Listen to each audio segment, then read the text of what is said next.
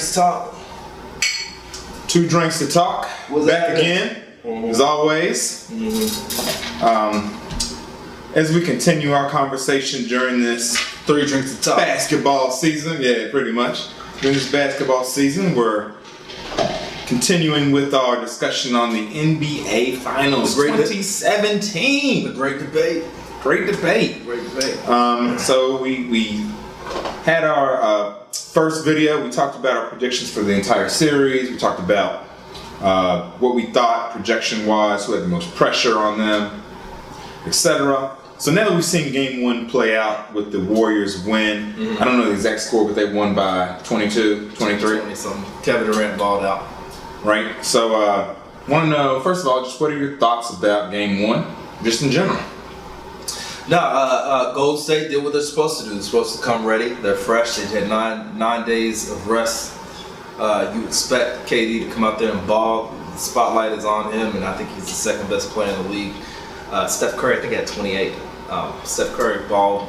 I think Golden State did what they're supposed to do. The Cavs' concern should be come out of Cali with at least 2 wins, so they still have an opportunity to make it up this game.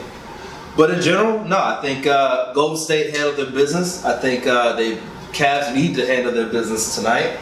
Their role players didn't step up. Tristan Thompson was basically non-existent. J.R. Smith shot 4 total shots. I hear they want him to shoot more shots.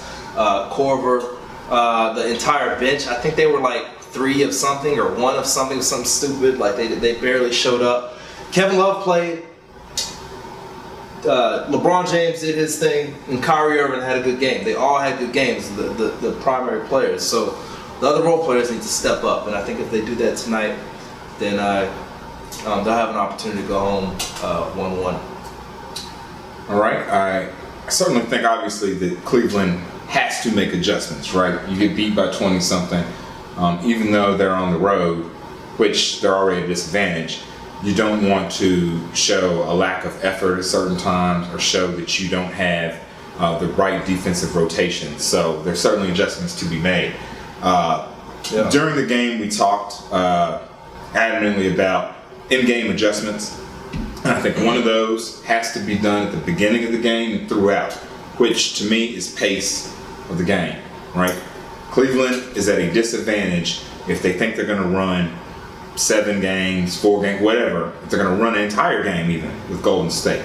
But I think that they have a definite advantage, obviously, on the boards. I think they have a definite advantage. Who? In Cleveland. They should, right? But that's all about the pace of the game, right? And I think one of the key adjustments. Scored 91 points. They didn't score enough points more than me. Well, part of that's the pace, right? You're playing at such a fast pace. You're allowing a team that likes to spread the floor and shoot threes to be able to do that more effectively. They didn't shoot threes. They tried to defend a 3. Well, that's the thing. They opened the interior. Exactly. But the reason that they defended the 3 was because in transition they were getting lost on defensive assignments. You don't have to get lost as much on defensive assignments if you're making the other team bring the ball up. Part of that is, missing shots, rushing shots. So some of this is offensive efficiency by Cleveland leading to bad defense in transition. So anyway, but my key adjustment that I would like to see, I would like to see LeBron at the 4 spot.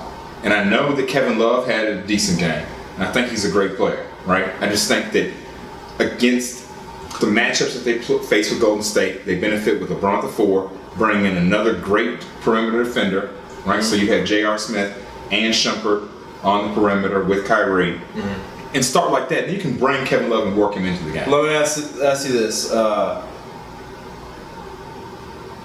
That's your key adjustment. The key adjustment you think is LeBron needs to go to the interior. I do, because I think that also controls the pace. Okay. Like LeBron, you post him up. I think it'll control the pace. I don't necessarily agree that that's the key adjustment, but I think I hear where you're coming from. And let me say this furthermore on that, because I think LeBron, he's not going to be the same. They're not going to use him the same way they use Love if he's playing 4, right? They're going to have LeBron in the post more. You're not going to get long threes that lead to long rebounds and runouts and a guy who can't get back.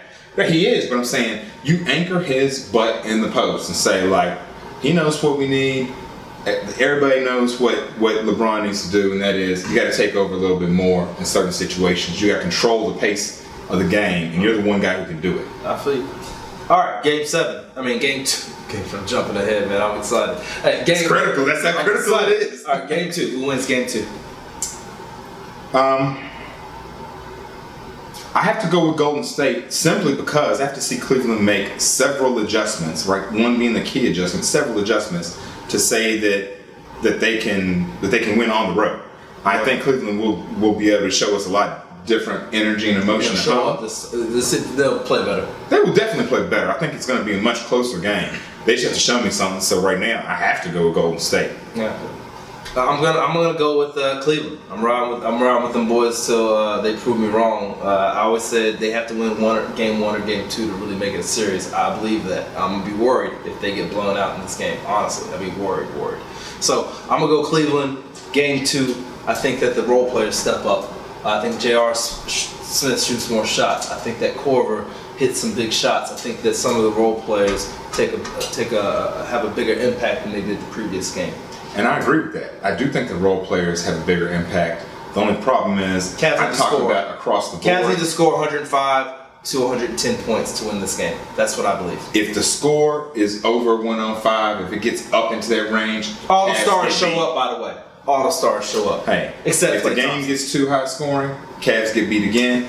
Probably be by double figures. If they hold the game to 105 or less, Cavs have a great shot to win.